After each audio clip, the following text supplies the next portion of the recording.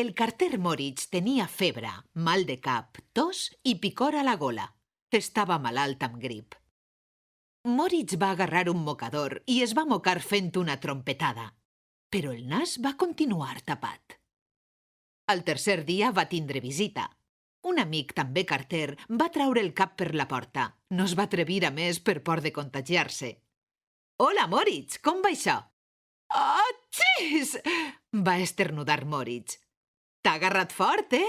A veure si t'alces pronte. Ens hem repartit les teues cases i tota la gent pregunta per tu». Van passar 2 dies i li va baixar la febre.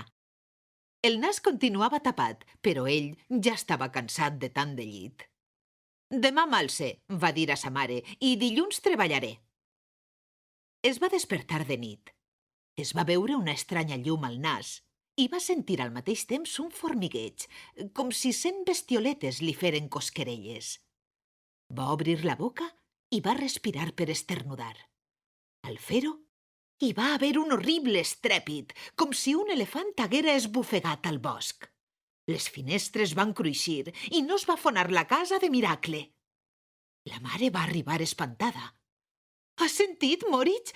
Deu haver sigut una explosió allí fora». «Ha sigut així, mare.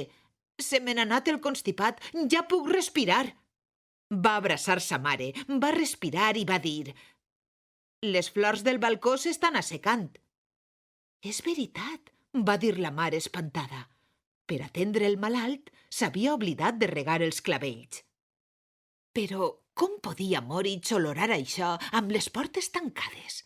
Pareixia impossible. Des d'eixa explosió, el nas de Moritz ho olorava tot.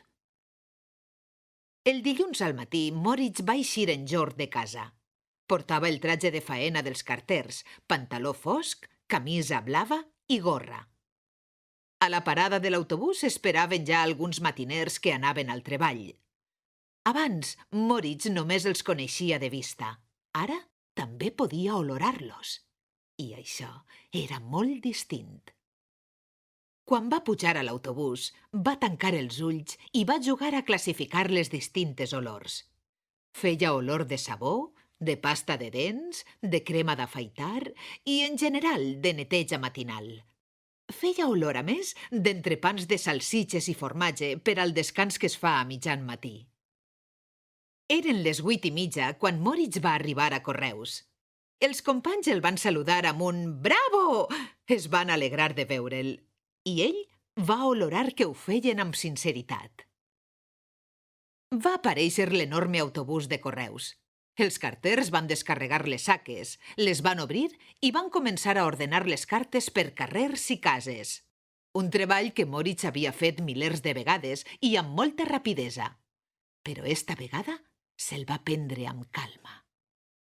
Les cartes desprenien moltes olors diferents. Moritz agarrava els sobres a la mà i el nas li indicava la classe de notícies que contenien.